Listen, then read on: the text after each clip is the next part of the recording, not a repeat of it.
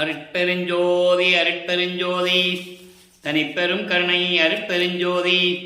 எல்லா உயிர்களும் இன்புற்று வாழ்க, வள்ளல் மலரடி வாழ்க வாழ்க, கொல்லா வருதம் குவளை எல்லாம் ஓங்குக, நல்லோர் நினைத்த நலம்பெறுக, நன்றி நினைத்த எல்லோரும் வாழ்க இசைந்து. உலக மக்களே, அறிவார்ந்த அன்பர்களே, ஆண்மநேய ஒருமைப்பாடுடைய அன்பர்களே, அருட்பெருஞ்சோதி ஆண்டவருடைய திருவிளையாடல்களை பார்த்து கொண்டிருக்கிறோம்.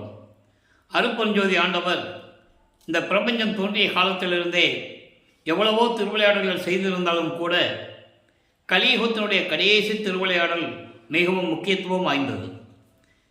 கலியுகம் 1900 ஆண்டுகளிலே முடிந்துவிட்டது என்பதை நமது பிள்ளை பெருமான் அவர்கள் தெளிவாக அருளியிருக்கிறார்கள். 1823 ஆண்டு தொடங்கிய அருட்பெருஞ்சோதி ஆண்டவருடைய திருவிளையாடல் 30/1/1974 ஆண்டு இரவு 12 மணி வரையிலும் அவருடைய திருவிளையாடல் தொடர்ந்து நடைபெற்று கொண்டிருந்தது. இந்த 51 ஆண்டு திருவிளையாடல்களை 8 ஆண்டுகளாக பிரித்து தனது மகனுக்கு அருளை கொடுத்து கொண்டிருக்கிறார். தன்னுடைய மகன் பிள்ளை பெருமான் அவர்கள் இந்த பூலோகத்திற்கு வருவிக்க விட்டதற்கு காரணம், ஏற்கனவே தோன்றிய பிரபஞ்சங்களில் தோன்றிய 4 யுகங்களிலுமே கிரேத யுகம், திரேத யுகம், துவார யுகம், கலியுகம், இந்த 4 யுகங்களிலுமே தோன்றிய சமயங்களும் மதங்களும் மார்க்கங்களும் முடிவடைந்து விட்டது. ஒவ்வொரு யுகத்திற்கும் ஆயுள் காலம் உண்டு. கிரேத யுகத்திற்கு 17,28,000 வருடங்களும், திரேத யுகத்திற்கு 12,96,000 வருடங்களும், துவார யுகத்திற்கு 8,64,000 வருடங்களும், கலியுகத்திற்கு 5,000 வருடங்களும் என்று ஒவ்வொரு யுகத்திற்கும் ஆயுள் காலம் உண்டு. அப்போ அந்த யுகங்கள் முடியும் போது, உதாரணமாக கிரேத யுகம் முடியும் போது துவார யுகம் துவங்கும். அப்போ அந்த கிரேத யுகத்தில் தோன்றிய சமயங்களும் மார்க்கங்களும் அழிந்துவிடும். கிரேத யுகத்திலே தோன்றிய மார்க்கங்கள் கலக மார்க்கம், அந்த மார்க்கம் முடிந்துவிடும். அந்த யுகத்திலே தோன்றிய சமயங்களும் முடிந்துவிடும். அதே போன்று திரேத யுகத்தில் தோன்றிய சமயங்கள் மதங்கள் எல்லாம் முடிஞ்சிடும். இப்படி ஒவ்வொரு யுகத்திலும் தோன்றிய சமயங்களும் மதங்களும் மார்க்கங்களும் முடிவடைந்த நிலையில் இப்போ நம்ம சதுரயுகத்தில் இருந்துகிட்டு இருக்கோம். கலியுகம் என்று ஒளியுகம் என்று கூறுவார் வல்லற்பெருமான் அவர்கள். அப்போ இந்த யுகத்தில் வாழ்கின்ற மக்களுக்கு ஒரு ஆன்மீக மார்க்கம் வேண்டும். யாருமே அறிய முடியாத மார்க்கம், யாருக்குமே தெரியாத மார்க்கம், சுத்த சன்மார்க்கம். அருட்பெருஞ்சோதி ஆண்டவர் சுத்த சன்மார்க்கத்தை நிறுவி எல்லா மார்க்கங்களும் சமயங்களும் மதங்களும் மனிதர்களால் உருவாக்கப்பட்டவை, இல்லை என்றால் இறைவனுடைய அருளால் பெற்ற மனிதர்களால் உருவாக்கப்பட்டவை. இப்படிதான் சமயங்களும் மதங்களும் மார்க்கங்களும் உருவாச்சு. ஆனால் சுத்த சன்மார்க்கம் என்பது இறைவனால் உருவாக்கப்பட்டது. ஆதியும் அந்தமில்லா தோன்றிய இறைவன், சுயமாக தோன்றிய இறைவன், சாதி மதமும் சமயமும் கடந்த இறைவன், அருட்பெருஞ்சோதி ஆண்டவரால் துவக்கப்பட்டது சுத்த சன்மார்க்கம். சுத்த சன்மார்க்கத்தை தன் மகன் கையில் ஒப்படைத்து அதற்காகவே ஒரு ஆண்மகனை பெற்றெடுத்து வளர்த்து கொண்டிருக்கிறார் செல்வப்பிள்ளை என்று பெயரிட்டு. அந்த மகனை பூலோகிற்கு வருவிக்க செய்ய வேண்டும். ஒரு தாயின் வழியாக இந்த பூலோகிற்கு வருவிக்க செய்து 51 ஆண்டுகள் தன் மகனை சமயங்களிலும் மதங்களிலும் மார்க்கங்களில் ஈடுபட செய்து, அதன் பிறகு இதெல்லாம் தேவையில்லை மகனே, உலக மக்களுக்கு அறிவித்து விடு என்று சொல்லிவிட்டு சுத்த சன்மார்க்கத்தை கொடுத்த பிறகு சுத்த சன்மார்க்கத்தின் நிலை என்ன, அதனுடைய நெறிமுறைகள் என்ன என்று உலக மக்களுக்கு தெரிவிக்க வேண்டும். அதனால் தனது மகனை ஒரு தாயின் வழியாக வருவிக்க செய்தார் அருட்பெருஞ்சோதி ஆண்டவர். இது இறைவனுடைய திருவிளையாடல். இறைவன் ஒரு ஆண் பிள்ளையாலோ ஒரு பெண் பிள்ளைகளாலோ இந்த உலகத்தில் ஏதாவது நடக்க வேண்டும் என்றால் இறைவன் நேரடியாக வருவிக்க செய்வார். அதனால்தான் தன் மகனை 51 ஆண்டுகள் இந்த பூலோகத்திலே உலாவ விட்டு உலகியலிலே இருக்க செய்து, அதன் பிறகு தன் மகனோடு 2 கலந்து அருட்பெருஞ்சோதி ஆண்டவராக்கினார் என்ற நிலையை திருவருட்பாவிலிருந்து பார்த்து கொண்டிருக்கிறோம். அப்படி நமது பிள்ளை பெருமான் அவர்கள், அருட்பெருஞ்சோதி ஆண்டவருடைய மகன் நமது பிள்ளை பெருமான் அவர்கள் வருவிக்க உற்ற இடம் சிதம்பரம் அருகிலே மருதூர் என்ற கிராமத்திலே ராமையா பிள்ளை சின்னையம்மையார் என்பவர்களுடைய இல்லற வாழ்க்கையிலே, சைவகுலத்தில் இருந்த அவருடைய இல்லற வாழ்க்கையிலே மகனாக வருவிக்க உற்றார். ஏற்கனவே அவங்களுக்கு உலகியலிலே பிறந்த குழந்தைகள் உண்டு. அவர்கள் பிறந்தவர்கள். 2 ஆண் பிள்ளைகள் 2 பெண் பிள்ளைகள் உண்டு. இவர் இறைவனால் வருவிக்க உற்றவர். எதற்காக வருவிக்க உற்றேன் என்பதை திருவருட்பாவிலே பிள்ளைப்பெருமான் அவர்கள் தெளிவாக அருளியிருக்கிறார்கள். ஆன்ற சன்மார்க்கம் அணிபெற என்னைத்தான் ஈன்று அமுதளித்த இனிய நற்றாயே. சுத்த சன்மார்க்கத்தை உலக மக்களிடம் சொல்லுவதற்காகவும், சுத்த சன்மார்க்கத்தில் உலக மக்களை சேர்த்து உலக மக்களெல்லாம் இன்புற்று வாழ வேண்டும் என்பதற்காகவும் என்னை கலியுகத்திலே இறைவன் வருவிக்க செய்தார். நான் வருவிக்க உற்றேன் என்று கூறுவார். அகத்தை கருத்து புறத்தை வெளுத்திருந்த உலக அனைவரையும் சகத்தை திருத்தி என்பது அறியாமையில் இருக்கின்ற மக்களுக்கு அறிவை கொடுத்து, சுத்த சன்மார்க்க அறிவை கொடுத்து, சமயங்களும் மதங்களும் மார்க்கங்களில் சொல்லப்பட்ட நெறிகள் எல்லாம் துன்பங்களையும் துயரங்களையும் முரண்பாடுகளையும் வேறுபாடுகளையும் கொடுக்கக்கூடியவை. அது தேவையில்லை உலக மக்களே, சுத்த சன்மார்க்கத்தில் வாருங்கள் என்று சுத்த சன்மார்க்கத்தில் சேர்ப்பதற்காக, சன்மார்க்கத்தை அடைவித்திட அவரும் இகத்தை பரத்தை பெற்று இந்த உலகிலே அவர்களெல்லாம் எல்லா இன்பங்களையும் சுகங்களையும் நோயற்ற வாழ்வையும் மரணமில்லா பெருவாழ்வையும் பெற்றுக்கொண்டு வாழ்வதற்காகவே, மகிழ்ந்திடுவதற்கென்றே, மகிழ்வோடு வாழ்வதற்காகவே என்னை உகத்தே இறைவன் வருவிக்க உற்றேன். உகத்தே என்பது அந்த கலியுகத்தில் இறைவனால் இறைவனாகவே வருவிக்க உற்றேன், அருளை பெற்றேனே என்று கூறுவார். ஆக எதற்காக வருவிக்க உற்றார் என்ற நிலையை நாம் ஏற்கனவே விளக்கமாக பார்த்துவிட்டோம். இதற்கு முன்னால் பதிவுகளிலே நாம் எல்லாமே பார்த்துவிட்டோம். இன்னைக்கு பதிவு 301, எபிசோடு 301. அப்போ அதனுடைய சுருக்கத்தை சொல்ல வேண்டிய கடமை இருக்கிறது. ஏற்கனவே நம்ம விரிவாக பார்த்துட்டோம். இப்போ அந்த சுருக்கத்தை சொல்லிட்டு தான் நம்ம அடுத்த நிலைக்கு போக முடியும். அப்போது ஒரு தாயின் வழியாக வருவிக்க செய்யும்போது, அந்த தாயின் கருவறையிலே இருக்கும்போது இறைவனுடைய திருவிளையாடல் எப்படி நடந்தது என்பதை பார்த்து விட்டோம். கருவறை இருட்டாக இருக்கின்ற சொல்லும்போது அருட்பெருஞ்சாண்டவர் தன் மகனுக்கு வெளிச்சத்தை காட்டியது, ஒளி காட்டியது. தன் மகன் பசி என்று கூறும்போது கருவறையிலே அருளமுதம் ஊட்டியது. உடம்பு புழுக்கமாக இருக்கிறதே என் தந்தையை, காற்று வரவில்லை என்று கூறும்போது தன் மகனுக்கு அமுத காற்று வீசியது. அந்த திருவிளையாடல்களை எல்லாம் தெளிவாக பார்த்து விட்டோம். அதன் பின் தாயின் கருவறையிலே 10 மாதம் இருந்து, ஒன்று மட்டும் நல்லா கவனிங்க, அந்த கருவறையில் எப்படி இருந்தார்னு சொல்லுவார். மகாதேவ மலையில் 87வது பாடல், 1ஆம் திருமுறையில் 5வது பதிகம், மகாதேவ மலையில் மொத்தம் 100 பாடல்கள். 87வது பாடலில் சொல்லுவார், எம்பெருமான் நின் விளையாட்டென் சொல்வேன். பெருமானே, உன்னுடைய திருவிளையாடலை நான் எப்படி சொல்லுவது? சொல்லிட்டு அந்த கருவறையில் எப்படி இருந்தார்னு சொல்லுவார். அற்புதமாக இருக்கும். யாரும் இந்த நிலைகளை பிரபஞ்சத்தில் கூறியதே இல்லை. அவங்களுக்கு தெரியாது. அவங்கெல்லாம் பிறந்தவர்கள். பிறந்து சிவபெருமானை பற்றி பாடி, சைவ சமயத்தில் இருந்தவர்கள் சிவபெருமானை பற்றி பாடி இறைவனுடைய அருளை பெற்றுக்கொண்டு முக்தி அடைந்தவர்கள். அதன் பிறகு ஞான சித்தின்று ஒன்று இருக்கிறது. அது யார் அடையவில்லை. அதே மாதிரி வைஷ்ணவ சமயத்தில் இருந்தவர்கள் திருமாலை பற்றி பாடி அருளை பெற்றுக்கொண்டு முக்தி அடைந்திருப்பார்கள். இது எல்லா சமயங்களிலும் மதங்களிலும் மார்க்கங்களிலும் உண்டு. ஆனால் திருவருட்பாவில் அப்படி அல்ல, ஞான சித்தி என்பதை நீங்கள் புரிந்து கொள்ள வேண்டும். ஆக இப்படியெல்லாம் வந்து இந்த மண்ணுலகை கொடும்போது பிரம்மன், திருமால், ருத்திரன் போன்ற பதத்தலைவர்களும் 5 தொழில்களை செய்து கொண்டிருந்த, படைக்கும் தொழில் செய்பவன் பிரம்மன், காக்கும் தொழிலை செய்து கொண்டிருப்பவன் திருமால், ருத்திரன் அழித்தல், மகேஸ்வரன் மறைத்தல், சதாசிவம் அருளல், இந்த 5 பேர்களும் தேவர்களும் தேவர் கூட்டத்தை சேர்ந்த 18 நவநிலை தலைவர்களும் வந்து எங்களை ஆளப்போகும் அருள்கடலை என்று சொல்லி வாழ்த்தி வரவேற்கிறார்கள். நமது பிள்ளைப்பெருமானவர்கள் வருவிக்கின்ற அந்த நாளில் எல்லாமே வரவேற்கிறார்கள், வாழ்த்துகிறார்கள் என்பதை பாடலில் கூறப்பட்ட விளக்கங்களை எல்லாம் பார்த்துவிட்டோம். அதன் பிறகு 5 மாத குழந்தையாக இருக்கும்போது நமது குழந்தை இறைவனை சிதம்பரத்துக்கு எடுத்து சொல்லுகிறார்கள். அங்கே ஒரு திருவிழா நடக்குது. சிதம்பரம் கோயிலில் ஒரு திருவிழா நடக்குது. அப்போ கிராமங்களிலிருந்து பிள்ளைகளை அழைச்சிட்டு போவாங்க. மாட்டு வண்டி கட்டிக்கிட்டோ நடந்தோ எப்படியோ போவாங்க இல்லையா?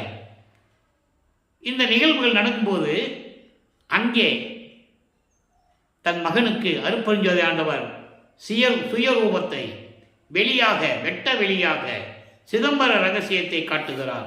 அதுதான் சிதம்பர ரகசியம், சிவ ரகசியம். தன் மகனுக்கு மட்டும் காட்டுகிறார். அங்கே ஒரு திருவிளையாடல் நடந்து முடிஞ்சிடுச்சு. அதுக்கப்புறம் ராமையா பிள்ளை அவர்கள் காலமான உடனே சென்னைமையா அவர்கள் குழந்தைகளெல்லாம் கூட்டுக்கிட்டு பொன்னேரி என்ற ஒரு கிராமம், பொன்னேரி பக்கத்தில் சின்ன காவனம் என்ற ஒரு கிராமத்துக்கு போகிறாங்க. அந்த கிராமம் தான் அந்த அம்மா பிறந்த ஊர். அங்கே போகிறாங்க. சில காரணங்களால் அங்கே இருக்க முடியவில்லை. சென்னையிலே வந்து குடியேறுகிறார்கள். ஏழுகணர் பகுதியில் இருக்கின்ற வீரசுவாமி முதலியார் தெருவிலே ஒரு வீட்டிலே குடியேறுகிறார்கள். இப்போ அந்த இடத்துக்கு பேர் வள்ளலார் நகர்னு பேர். நமது குழந்தை இறைவன் பிள்ளை பெருமான் அவர்கள் வளர்ந்து கொண்டிருக்கிறார்கள். பள்ளிக்கூடத்தில் சேர்க்கணும், கொண்டு போய் சேர்க்குறாங்க. அவரால் பள்ளிக்கூடத்தில் படிக்க முடியாது. அங்கே இறைவனுடைய திருவிளையாடல் நடக்குது. தனது மகன் யாரிடமும் எந்த ஆசிரியரிடமும் இந்த உலக படிப்பையும் சந்தை படிப்பையும் படிக்கக்கூடாது, யாரையும் குருவாக ஏற்றுக்கொள்ளக்கூடாது என்ற நிலையில் இறைவனுடைய திருவிளையாடல் நடந்து கொண்டிருக்கிறது. படிக்க முடியாதுன்னு வந்துட்டார். அதை திருப்பள்ளி எழுச்சியிலே 6ஆம் திருமுறையிலே 63வது பதிகம் திருப்பள்ளி எழுச்சியிலே 7வது பாடலிலே 5வது வரியிலே சொல்லுவார். முனை பள்ளி பயிற்றாது எந்தனை கல்வி பயிற்சி முழுதும் உணர்வித்து உடற்பொழுதெல்லாம் தவிர்த்து. நல்ல கவனிக்கணும்.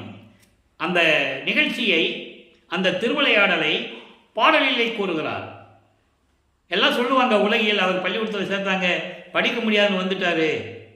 ஏன் வந்தாருன்னு யாரும் சொன்னாங்களா? இல்லை. வல்லப்பெருமான் சொல்லுகிறார், முனை பள்ளி பயிற்றாது எந்தனை கல்வி பயிற்சி முழுதும் உணர்வித்து உடற்பொழுதெல்லாம் தவிர்த்தே என்னை பள்ளி எழுப்பிய அருட்பெருஞ்சோதி. என் அப்பனே பள்ளி எழுந்து அருள்வாயே. இது பாடல் 5வது வரியில் சொல்லுவாரதே. அதாவது முனை என்பது உன்னால் வருவிக்க உற்று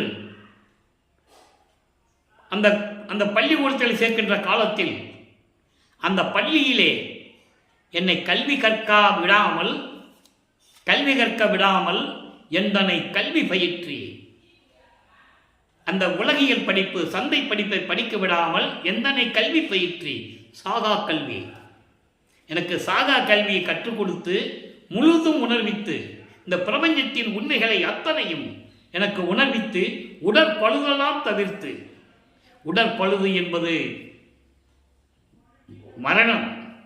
மரணத்தை தவிர்ப்பது, பிறவி துன்பத்தை தவிர்ப்பது, பெருவாழ்வையும் மரணமில்லா பெருவாழ்வையும் கொடுத்து முத்தேகத்தையும் கொடுத்து என்னை பள்ளி எழுப்பிய அருட்பெருஞ்சோதி. பள்ளி எழுப்பிய அருட்பெருஞ்சோதி தூக்கத்திலிருந்து எழுப்புறதில்லை. என்னை அறியாமையிலிருந்து சமயங்களிலும் மதங்களிலும் மார்க்கங்களிலும் ஈடுபட்டு கொண்டிருந்த போது அந்த அறியாமையிலிருந்து என்னை தூக்கி நிறுத்திய அருட்பெருஞ்சோதி என்று கூறுவார். பள்ளிக்கூடத்தில் படிக்க முடியலன்னு சொன்னதுக்கு இது ஒரு எடுத்துக்காட்டு. ஏனால் இங்கே பேசக்கூடிய விளக்கங்கள் கருத்துக்கள் எல்லாமே திருவருட்பாவில் இருக்கின்றவை, கற்பனையாக கதையாக சொல்லுவதல்ல என்பதற்காகத்தான் இந்த வரிகளை சொல்ல வேண்டிய கடமை இருக்கிறது. சொல்லிட்டாரா? அப்போ இவர் படிக்க முடியாதுன்னு வந்துட்டார். வந்த உடனே உலகியல் என்ன நடக்கணும் உங்களுக்கு தெரியும். ஒரு பிள்ளையை பள்ளிக்கூடத்தில் சேர்த்து பள்ளிக்கூடத்தில் படிக்கலைன்னா எவ்வளவு பிரச்சனைகள் வீட்டில் பண்ணுவாங்கன்னு தெரியும். அது இயற்கை.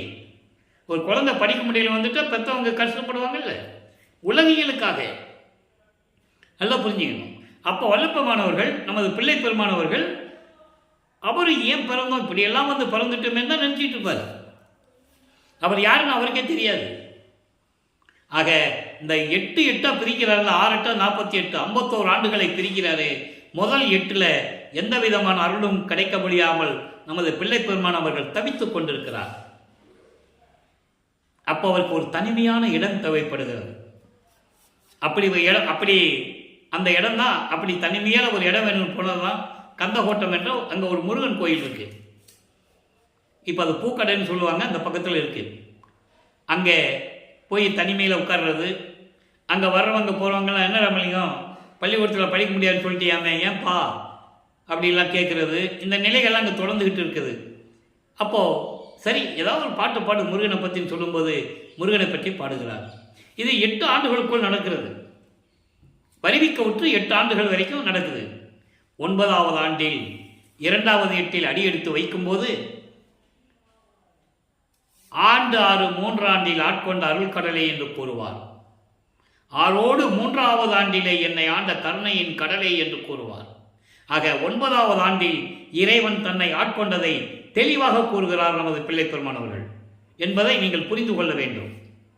9வது ஆண்டில் இறைவன் அவர் முன் தோன்றி, மகனே நீ என்னால் இந்த பூலோகத்திற்கு ஒரு தாயின் வழியாக வருவிக்க உற்றவன், உனக்கு ஞானத்தை தருகிறேன் பெற்றுக்கொள். நல்ல கவனிக்கணும், அப்போ மெஞ்ஞானம் கிடையாது, அவருக்கு ஞானம் மட்டும்தான். ஏன்னா சமயங்களிலும் மதங்களிலும் மார்க்கங்களில் ஈடுபட வேண்டும். சைவ சமயத்தின் அடையாளமாகிய திருநீர் பூசணும், உத்தராட்ச மாலையை போட்டுக்கணும், சிவபெருமான் சொல்லணும், தியாகராஜ பெருமான் சொல்லணும், நடராஜன் சொல்லணும், மாசிலாமணின்னு சொல்லணும், சொக்கநாதன் சொல்லணும், எல்லாம் சொல்லணும். காலத்தின் கட்டாயம். அப்போ அந்த நிலையில் நமது பிள்ளை பெருமானவர்கள் இருந்து கொண்டிருக்கிறார். இப்போ இறைவனால் வருவிக்க விட்ட மகன் என்று மட்டும் அவருக்கு தெரியும். ஏன் வருவிக்க விட்டேன்னு தெரியாது, அது நீங்கள் நல்லா புரிஞ்சுக்கணும். வருவிக்க விட்டவன் அது தெரிஞ்சு போச்சு, இறைவனுடைய பிள்ளைன்னு தெரிஞ்சு போச்சு.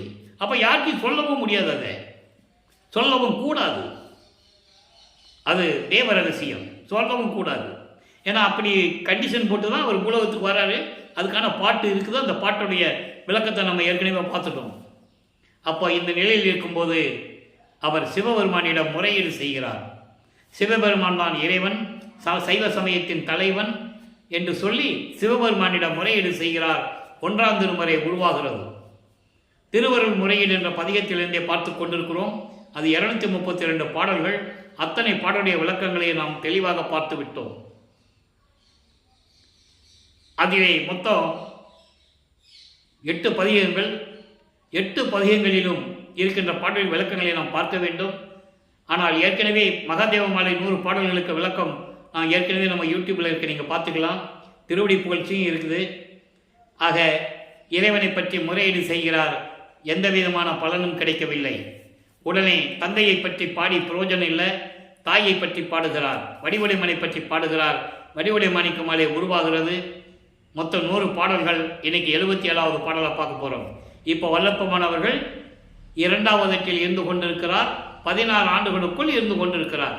அதாவது இப்போ இந்த நிகழ்வு நடக்கும்போது 9வது ஆண்டிலிருந்து 12 ஆண்டுகளுக்குள் இந்த நிகழ்வு நடக்கிறது. எற்றே நிலை ஒன்றும் இல்லாது, எற்றே நிலை ஒன்றும் இல்லாது உயங்கும் எனக்கு அருள சற்றே நின் உள்ளம் திரும்பலை, நின் உள்ளம் திரும்பலை யான் செய்யத்தக்கது என்ன, சொட்டேன் நிறை மறை கொம்பே மெஞ்ஞான சுடற்கொழுந்தே மற்ற ஏரணி ஒற்றி வாழ்வே வடிவுடை மாணிக்கமே. இது பாடல். பாடல் மட்டும் தான் நான் எழுதிட்டு வருவேன். விளக்கம் இறைவன் கொடுக்கிற விளக்கம். இங்க பாருங்க, எற்றை நிலை ஒன்றும் இல்லாது உயங்கும் எனக்கு, அதாவது வியக்கும் அளவிற்கு, சொல்லுகின்ற அளவிற்கு, சொல்லும்படி ஒன்றுமே இல்லை. இந்த உலகத்திற்கு வருவிக்க உற்று நான் படுகின்ற துன்பங்கள் எல்லாம் நான் ஏற்கனவே தந்தையிடம் முறையீடு செய்துவிட்டேன். உன் கணவனிடம், உன் கணவன் காதுகளில் ஏறவில்லை நான் சொன்னதெல்லாம். அதனால் உன்னை பற்றி உன்னிடம் முறையீடு செய்கிறேன். சொல்லும்படி அளவு ஒன்றும் இல்லை, வியக்கும் அளவிற்கு ஒன்றும் இல்லை. நான் இந்த மனநிலையில் சுற்றி திரிந்து கொண்டிருக்கிறேன், உழன்று கொண்டிருக்கிறேன், துன்பப்பட்டு கொண்டிருக்கிறேன். ஏனென்றால் எனக்கு அருள வேண்டும் என்று கொஞ்சம் கூட உனக்கு மனசு இல்லை. அருள சற்றே என் உள்ளம் திரும்பலை, கொஞ்சம் கூட நினைக்க மாட்டேன்ற. மகன் இவளி கஷ்டப்படுறானே, அருளை கொடுக்க வேண்டுமே என்று சொல்லி உன் மனம் கொஞ்சம் கூட இறங்கலை, என் பக்கமே திரும்பலை. அதுக்கு நான் என்ன செய்யணும்? யான் செய்யத்தக்கது என்ன? அதுக்கு நான் என்ன செய்யணும்? சொட்டே நிறைமறை கொம்பே தேன் போன்று இனிய மொழியில் பேசுகின்ற என் அம்மையே, என் அம்மையே, நெஞ்ஞான சுடற்கொழுந்தே, அருள் பெயர் கொண்ட அழகான திருவொற்றியூரில் இருக்கின்ற என் தாயே, வடிவுடை மாணிக்கமே விரைவில் வந்து எனக்கு அருள வேண்டும் என்று கூறுகிறார். அதாவது வல்லபெருமானுடைய நிலையை அவர் ஒவ்வொரு நிலைகளிலும் எப்படி இருந்தார் என்பதை திருவருட்பாவில் இருந்து மக்களுக்கு சொல்லவே இல்லை. பிரபஞ்சத்தில் தோன்றிய அத்தனை பேர் பாடிய பாடல்களை சொன்னார்கள். உண்மைதான். ஏனென்றால் இதை சொல்ல வேண்டிய கடமை இருக்கிறது. இந்த வள்ளலார் ஊழியனுக்கு இது சொல்ல வேண்டிய கடமை இருக்கிறது. உங்களுக்கு தெரியும், எல்லாரும் பாடின பாடலாம் சொல்லுவாங்க. உதாரணத்துக்கு திருநாவுக்கரசர், திருஞான சம்பந்தர், சுந்தரர், மாணிக்கவாசகர், தாயுமானவர், திருமூலர், திருக்குறள் எல்லா விஷயங்களும் சொல்லுவாங்க. இப்படியெல்லாம் பாடினாங்க, இப்படியெல்லாம் பாடினாங்கன்னு. ஆனால் வள்ளலார் மனம் உருகி பாடியதை, இந்த பூலோகத்திற்கு வருவிக்க விட்டு அருளை பெற முடியவில்லை என்ற இயக்கத்தில் சிவபெருமானையும் வடிவடைமனை பற்றி பாடியதை, பாடல்களில் இருக்கின்ற விளக்கத்தை யாரும் கூறவில்லை என்பதனால் மக்களுக்கு தெரியாது. சொல்லியிருந்தால் மக்களுக்கு தெரிஞ்சிருக்கும். சொல்லலை.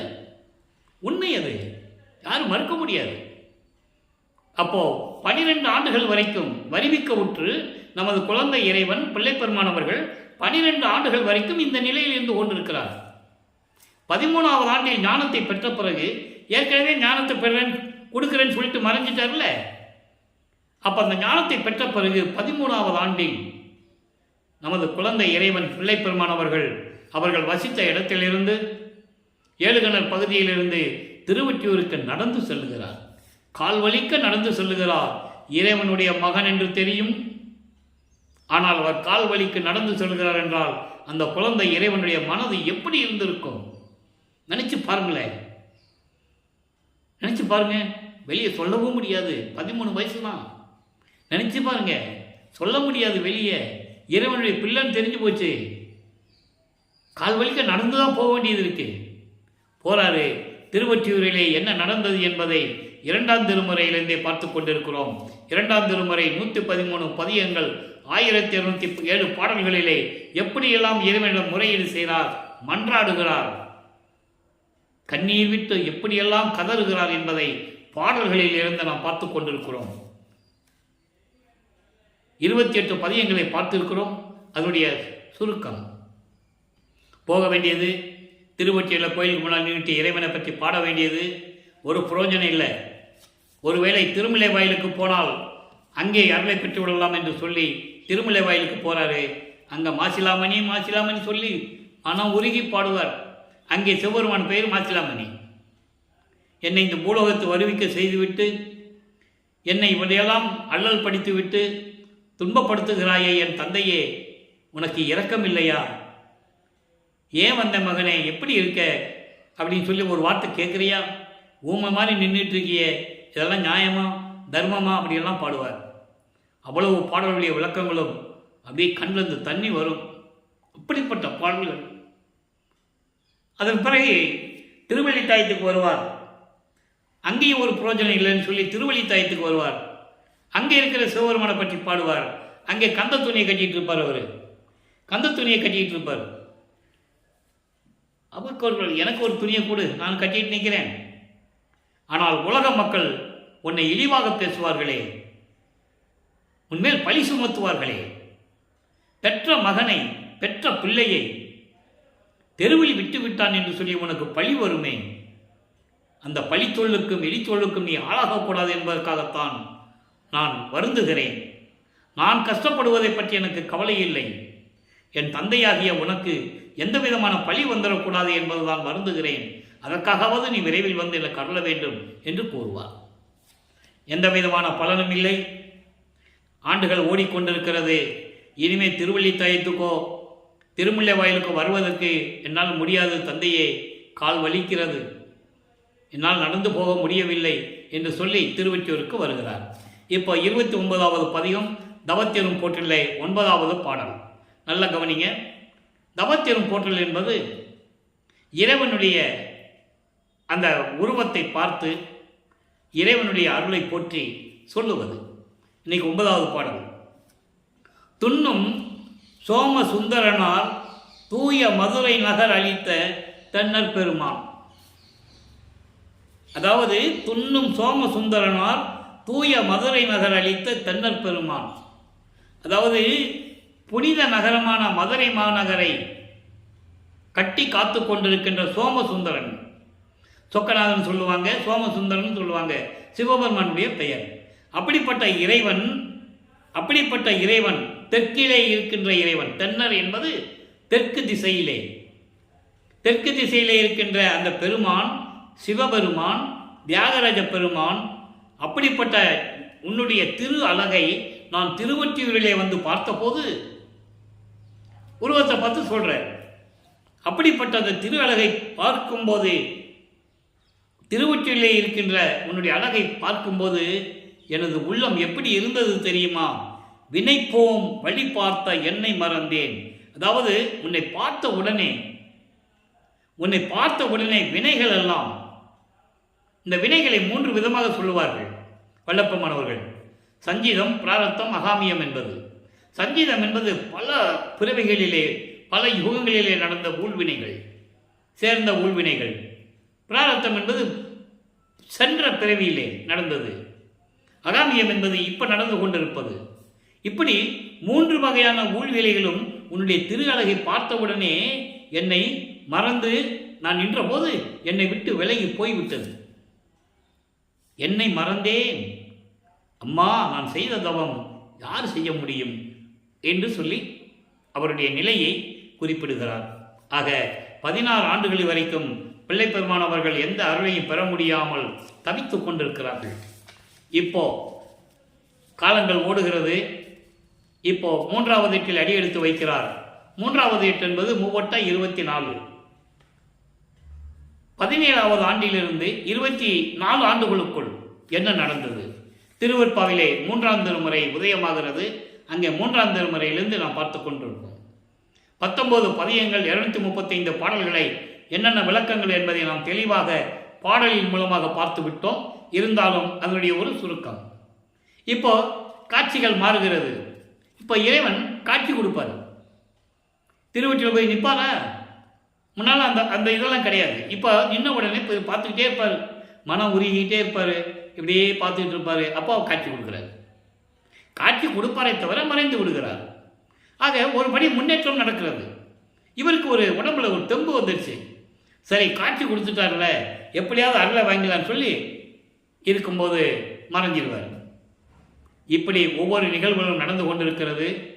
பவனி வரும், தெரு, அதாவது தேரில் வச்சு கொண்டு வருவாங்கல்ல, அப்போ தெருவாக தேர் வரும். தேரோடு வீதிகள், திருவொற்றியூர்லாம் வந்து எல்லாமே தேரோடு வீதிகள். நீங்கள் பார்த்தா தெரியும். இப்போ நெருக்கமாக அங்கங்கே வீடு கட்டிட்டாங்க. அப்போல்லாம் தேரோடு வீதிகள். மதுரை, தில்லை, ஸ்ரீவில்லிபுத்தூர், இப்படி இடங்கள்லாம் பெரிய பெரிய தேரோடு வீதிகள்லாம் இருக்கும். திருவாரூர், பெரிய பெரிய வீதிகளாக இருக்கும். அப்போ ஒரு தெருவில் காட்சி கொடுக்குறாரு, மறைஞ்சிடுறாரு. அப்புறம் அந்த தேர் மற்றொரு தெருவுக்கு போகும்போது இவர் அந்த தெருவுக்கும் ஓடி போவார். அங்கே போய் பார்ப்பார், அங்கேயும் காட்சி கொடுப்பார், மறைஞ்சிடுவார். இந்த நிலைகள் தொடர்ந்து கொண்டு இருக்கும்போது அவர் மனசில் ஒரு கவலை வந்தது. இப்படியே காட்சி கொடுத்துட்டு போனால் எப்போ தான் நம்ம அருளை வாங்குறது? ஆண்டுகள் வேற ஓடிக்கிட்டு இருக்கு. 24 ஆண்டுகள் முடிய போகுது. 1823ஆம் ஆண்டு வரிவுக்கு உற்றவர் இந்த நிகழ்ச்சி நடக்கும்போது 1847ஆம் ஆண்டு நடந்து கொண்டிருக்கிறது. 24 ஆண்டுகள் முடிய போகுது. அவருக்கு ஒரு கவலை இருக்கு. அதனால் தன்னுடைய மன குமுறலை, மன ஏக்கத்தை, அந்த தவிப்பை நாகையிடம், கிளிகளிடம் சொல்லி தூது அனுப்புவார்.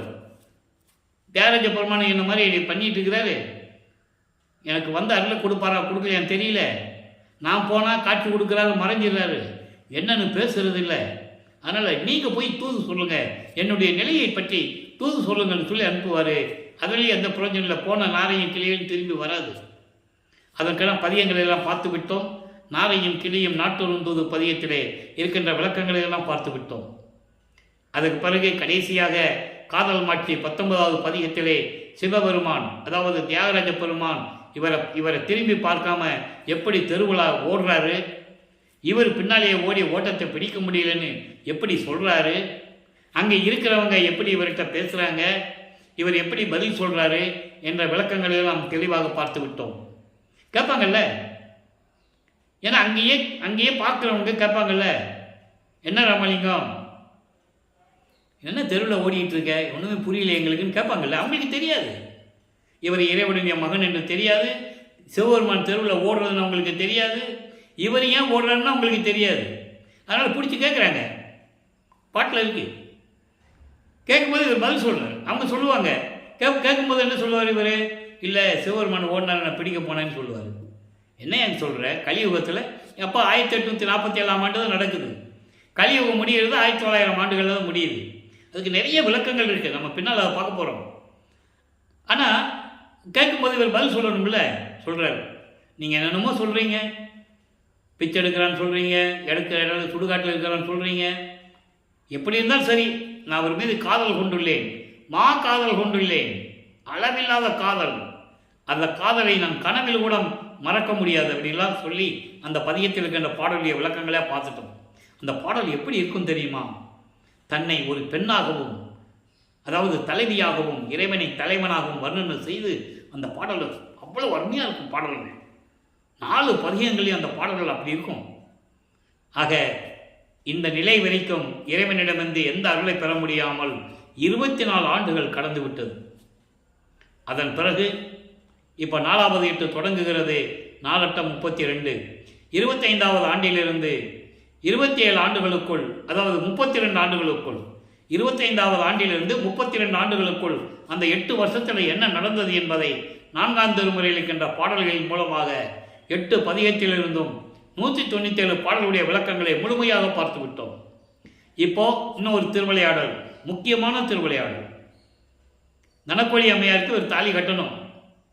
இப்போ பொறுப்பில்லாமல் நடந்துருக்காருன்னு சொல்லி உலகியலில் இருக்கிறவங்க என்ன பண்ணுவாங்க, இவனுக்கு எப்படியாவது ஒரு கால் கட்டு போடணும், கல்யாணம் பண்ணணும் முடிவு எடுக்கிறாங்க. அப்போ அவர்கிட்ட சொல்கிறாங்க, சொல்லி தான் ஆகணும், அப்பா நீ பொறுப்பு இல்லாமல் இருக்கிற, உனக்கு வயசாகிட்டு போகுது, அக்கா பொண்ணை கல்யாணம் பண்ணிக்கோன்னு சொல்கிறாங்க. இவர் வேண்டான்னு சொல்கிறாங்க. அக்கா பொண்ணு என்பது உலகியலுக்காக ஏற்பட்ட உறவு. வல்லப்பமானுக்கு எந்த உறவும் கிடையாது. அவருக்கு ஒரே உறவு அருட்பெருஞ்சோதி ஆண்டவரும் சிவகாமி வள்ளியும் தான், தாயும் தந்தையும். அது தெளிவாக பாடலிலே கூறியிருக்கிறார். அவருக்கு பேரனும் பேத்தியோ கிடையாது. இவர் கல்யாணம் பண்ணி அந்த அம்மாவோடலாம் குடும்பம்லாம் நடத்தலை. அதை நீங்கள் புரிஞ்சுக்கணும். அப்போ அந்த நிலையில் இருக்கும்போது இவர் வேண்டான்னு சொல்ல, இவன் நம்ம சொன்னால் கேட்க மாட்டான் அப்படின்னு சொல்லி ஒரு சாமியாருக்கு கூப்பிட்டு போவோம்னு சொல்லி இவரையும் கூட்டிட்டு திருவெட்டிட்டு போவாங்க. அங்கே ஒரு சாமியார் இருப்பார், அவர் பேர் ராமலிங்கம் தான். இப்போ வல்லப்பமானவர்களுக்கு சுத்த சன்மார்க்க தெரியும், அருட்பெருஞ்சோதி ஆண்டவர் தான் அவருடைய தந்தைன்னு தெரியும், அவர் தான் இந்த பூலோகத்திற்கு வருவிக்க செய்தார் என்பது அவருக்கு தெரியும். ஆக தந்தையிடமிருந்து அனுமதி வாங்கணும், அதுக்காக தான் முதல்ல முடியாதுன்னு சொல்கிறார். இவருக்கு எல்லா உண்மைகளும் அப்போ தெரியும். மறைப்பு நிலை நீங்கிவிட்டது, மெஞ்ஞானம் வந்துடுச்சு, எல்லா நிலைகளும் அவருக்கு தெரியும். ஏன் இந்த பூலோகத்துக்கு வந்தோம், இதுக்கு முன்னால் எப்படி இருந்தோம்னு சொல்லுவார். அதுக்கு உதாரணத்துக்கு ஒரு பாடல் சொல்ல நான் கடமைப்பட்டு இருக்கிறேன். ஏற்கனவே அது சொன்னது தான். ஏனாதான் எனினும் யான் அம்மை என்னின் அடியேன் என அறிந்தேன், இதயம் மலர்ந்தேனே சொல்லுவார். இன்னொரு பாட்டில் சொல்லுவார், நான் இந்த பூலோகத்துக்கு வர்றதுக்கு முன்னாலேயே உங்ககிட்ட அடியனாக இருக்கும்போது நீ சின்ன சின்ன வேலையெல்லாம் சொல்லுவ, நான் செஞ்சு உங்ககிட்ட நல்ல பேர் வாங்கினேன்னு சொல்லுவார். அத்தனையும் உண்டு திருவற்பாவிலே. அடியனாக்கி பிள்ளையாக்கி நேயனாக்கி அடிகளாக்கி கொண்டா என்னை அவலம் நீக்கியே தெளிவாக சொல்லுவார். அன்றே என்னை அடியனாக்கி ஆண்ட ஜோதியே, அதன் பின் பிள்ளையாக்கி இங்கு அருளளித்த ஜோதியே. இங்கு என்பது பூலோகத்தில். நன்றை மீட்டும் நேயனாக்கி நயந்த ஜோதியே, நீயும் நானும் ஒன்று என நல்கும் உரைத்த ஜோதியே அப்படின்லாம் சொல்லுவார். ஆக இந்த நிலையில் இருக்கும்போது இப்போ அந்த அம்மாவுக்கு தாலி கட்டணும், திருமண ஏற்பாடுகள் நடந்து கொண்டிருக்கிறது. அங்கே திருமண நிகழ்ச்சியிலே பிரம்மன், திருமால், ருத்திரன், மகேஸ்வரன், சதாசிவம் போன்ற பதத்தலைவர்கள் இந்த பூலோகத்திற்கு வருவிக்க உற்ற போது எப்படி வாழ்த்தினார்களோ அத்தனை பேரும் திருமண நிகழ்ச்சியில் உட்கார்ந்துட்டு இருக்காங்க. அது மக்களுக்கு தெரியாது, மனிதன் கண்களுக்கு தேவர்கள் வந்தாலும் தெரியாது. சினிமாவெல்லாம் பார்க்கலாம், வானத்தில் இந்த மலர் தூவுறது, அப்படியே பறந்து போகிறது, அதெல்லாம் நீங்கள் சினிமாவில் பார்த்துருக்கலாம், தெரியாது. ஆக அவங்களும் அங்கே உட்காந்துருக்காங்க வாழ்த்துவதற்கு. பாடலில் சொன்ன விளக்கத்தை நம்ம தெளிவாக பார்த்துட்டோம். தாலி கட்டியாச்சு, அந்த அம்மாவுக்கு மோட்ச விட்டா காட்டியாச்சு, கர்மங்களெல்லாம் நீக்கியாச்சு, விமோசனத்தை கொடுத்தாச்சு. இப்போ உலகியலை பற்ற விட வேண்டும். இப்போ வல்லப்பமானவர்கள் இறைவனுடைய குணத்தில் 5வது நிலையில் இருந்து கொண்டிருக்கிறார். இயற்கையாகவே பாசங்களை நீக்குதல். அதுக்கு முன்னால் 4 நிலைகளில் வாங்கிட்டாரு. தன்மையத்தனாதல், தூய உடம்பினாதல், முற்றிலும் உணருதல், இயற்கையை உணருதல். இப்போ அந்த இயற்கையாகவே பாசங்களை நீக்குதல். அப்போ சமயம், மதம், மார்க்கங்களுடைய நெறிகளை நீக்க வேண்டும், நீக்கிட்டார். சைவ சமயத்தின் அடையாளமாக திருநீர் பூசுவதை நிறுத்த வேண்டும், நிறுத்திட்டார். ஏன்னா அது சுத்த சன்மார்க்கத்துக்கு எதிரி. முக்கிய தடைகள் எதிரி. தெளிவாக சொல்கிற பாட்டில் யாரும் மறுக்க முடியாது. அதன் பிறகு அதனுடைய சங்கற்ப விகற்பங்களில் இருக்கின்ற அந்த உத்தராட்சங்களை கீழே போட்டாச்சு. இந்த நிலை முடிஞ்சு போச்சா? அதுக்கப்புறம் சரிய கிரிய யோகம் 12 நிலைகளை கடந்தாச்சு. பன்மார்க்கம் கடந்தே நின்று சின்னம்பிடி, 12 மேல் நின்று சின்னம்பிடி. அந்த 12வது நிலைக்கு மேலே தான் 13வது நிலை ஞான சரியை, அதெல்லாம் மரணமில்லா பெருவாழ்வு.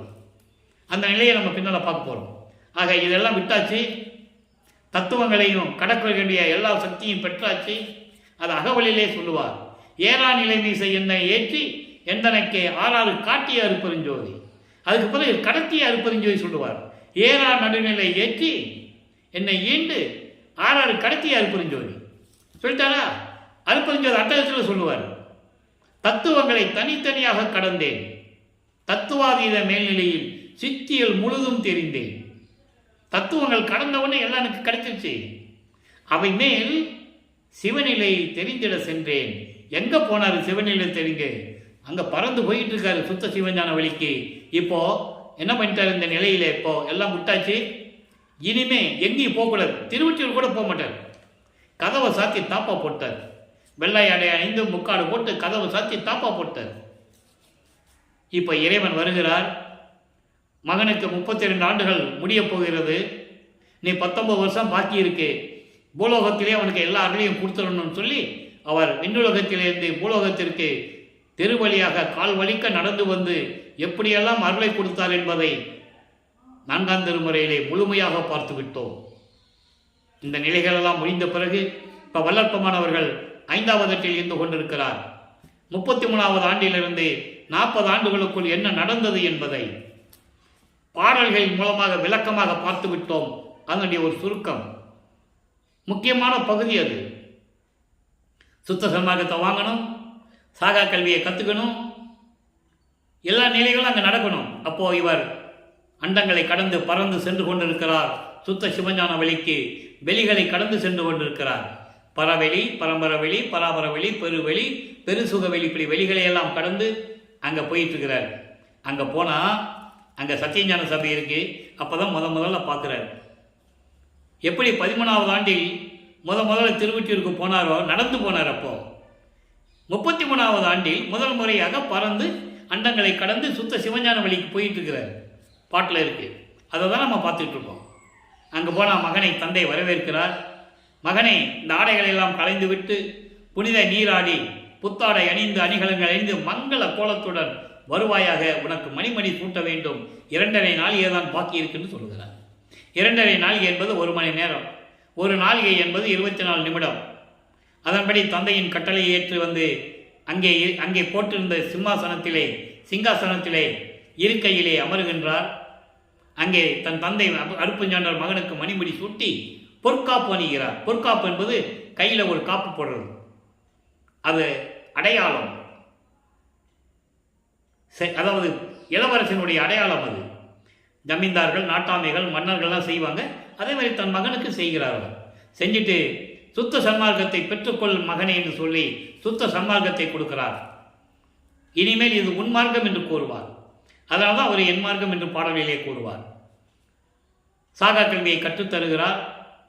சாகா கல்வியை கற்றவுடனே அந்த சாகா கல்வியை கற்றுத்தரும்போது வானவர்களாம் எப்படி சபைக்கு கீழே நின்னாங்கன்றதெல்லாம் தெளிவாக சொல்லுவார். படிகளை கூட முதல் படியில் கூட கால் வைக்க முடியாது. அவங்க வெளியே தான் நீங்கள் பார்க்கணும்.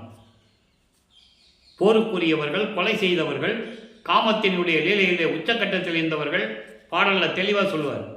அதனால்தான் கொலையும் புலையும் தவித்தவர்கள் சபைக்குள் உள்ளே வரவும் புகுவோம் என்று இங்கே அறிவுறுத்தினார். வடலூரில் இருக்கின்ற சத்தியஞான சபையிலே இந்த பிரபஞ்சத்திலேயே இறைவனால் கட்டப்பட்ட ஒரே இடம் வடலூரில் இருக்கின்ற சத்தியஞான சபை என்பதை இங்கே பதிவு செய்ய நான் கடமைப்பட்டிருக்கிறேன்.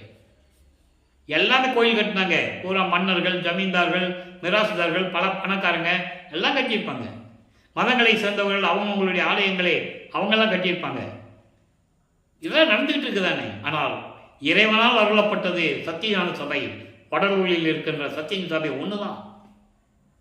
ஆக இந்த நிலையில் இருக்கும்போது வல்லப்பமானவர்கள் தந்தையிடமிருந்து சாகா கல்வியை கற்றுக்கொண்டு சுத்த சன்மார்க்கத்தை பெற்றுக்கொண்டு பூலோகத்திற்கு திரும்புகிறார். திரும்பினவுடனே முதலாக அவர் எழுந்தருளிய இடம் சிதம்பரம். ஏன்னா அங்கே ஒரு திருவிளையாடல் நடக்கணும். இவர் கருமொழியில் தான் இருக்கணும், ஏற்கனவே நிர்ணயிக்கப்பட்டது. அப்போ அந்த கருமொழியோட வீட்டுக்காரர் சிதம்பரத்தில் பரசுராமனோட பேசிகிட்டு இருக்கிறார். அப்போ இவர் திடீர்னு அங்கே எழுந்தருளுகிறார். மாட்டு வண்டியில் போகலை, நடந்து போகலை. நல்லா புரிஞ்சுக்கணும் நீங்கள்.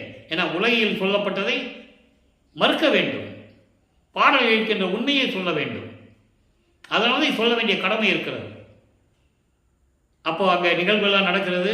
வெங்கடரமணி ரெட்டியார் அந்த அவர் நேரம் இங்கே கூட்டு வந்துடுறாரு. கருங்குழியில் ஒரு அறை ஒதுக்கி அவருக்கு கொடுத்துட்றாங்க. கருங்குழியிலே 9 ஆண்டுகள் இருக்கிறார். அங்கே தான் அருப்பஞ்சாண்டவர் மகனும் எப்படியெல்லாம் உரையாடினார்கள் என்ற நிலையெல்லாம் பாடல்களிலிருந்து நாம் பார்த்து விட்டோம். இப்போ வல்லப்பமானவர்கள் 6வது இருந்து கொண்டிருக்கிறார்.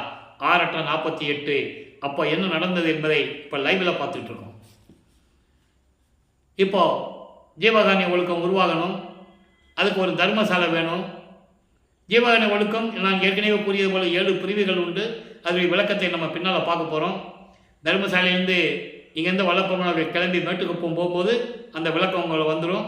அதுக்கப்புறம் அங்கே போன பிறகு சுத்த சன்மார்க்க கொடி கட்டியது, பேருபோதேசம் பண்ணியது, ஞான சரியை நமக்கு அருளியது, அகவலை அருளியது, இறைவன் மகனோட 2 கலந்தது, எல்லாமே நம்ம அங்கே விளக்கத்தை பார்க்க போகிறோம். இப்போ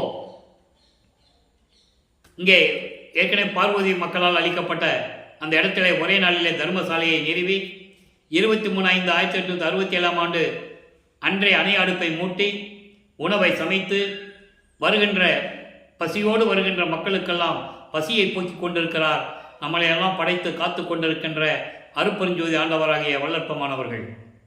அவர் இறைவன் தான், இறைவன். அப்போ அந்த நிலையில் இருக்கும்போது அங்கே நடந்த திருவிளையாடல்கள்லாம் பார்த்தோம். சங்கராச்சாரியார் வந்தது, அங்கே அற்புதங்களெல்லாம் காட்டியது. சங்கராச்சாரியார் சமஸ்கிருதம் தான் தாய்மொழி என்று கூற, நமது பிள்ளை பெருமானவர்கள் தமிழ் வேணால் தந்தை மொழியாக இருக்கட்டுமே என்று கூற, அவரை ஆதிசங்கரர் வல்லப்பமானிடம் சரணடைந்து விடைபெற்றது. அதன் பிறகு நீதிமன்றத்திலே வழக்கை எதிர்கொண்டது. திருவற்பா மறுவற்பா இல்லை என்ற வழக்கை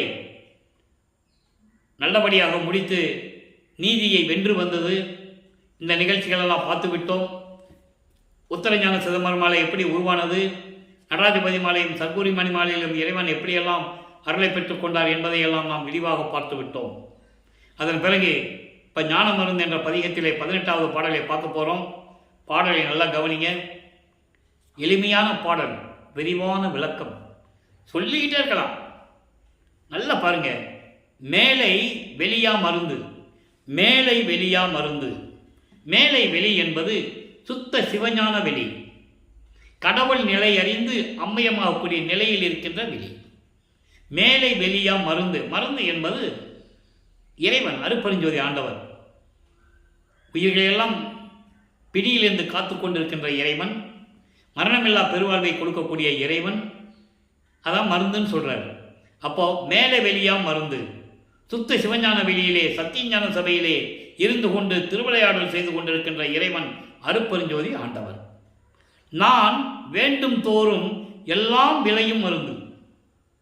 நான் வேண்டும் தோறும், நான் என் தந்தையிடம் கேட்கும் போதெல்லாம் எல்லா அருளையும் கொடுக்கக்கூடிய இறைவன், விளையும் மருந்து, எல்லாவற்றையும் கொடுக்கக்கூடிய இறைவன். எல்லா அருள் வல்லமைகளையும் பெற்றுவிட்டேன். அது ஒரு பாடலில் சொல்லுவார். நான் வேண்டும் போதெல்லாம் என்று சொல்லும்போது அகவல்ல கூட இருக்கு. எப்படி எண்ணியது என் மனம் இங்கு எனக்கு, அப்படி அருளிய அருப்பெருஞ்சோதி. எத்தகை விளைந்தது என் மனம் இங்கு எனக்கு, அத்தகை அருளிய அருப்பெருஞ்சோதி. அது மட்டுமா, 46வது பதிகத்தில் அருஞ்சோதி நிலைன்னு ஒரு பதிகம் இருக்கு. அதில் 5வது வரியில் சொல்லுவார், எண்ணிய நான் எண்ணியவாறு எனக்கு அருளும் தெய்வம். அதான் இங்கே சொல்றாரு, நான் வேண்டும் தோறும் எல்லாம் விளையும் மருந்து. நான் கேட்கும் போதெல்லாம் எல்லாத்தையும் கொடுத்த இறைவன் அடுத்து சொல்லுவார் பாருங்க, சாலை விளக்கும் மருந்து. நல்லா கவனிக்குங்க, நான் ஏற்கனவே விளக்கம் கொடுத்துருக்கேன். சாலை என்பது 2 விதமாக சொல்லுவார்.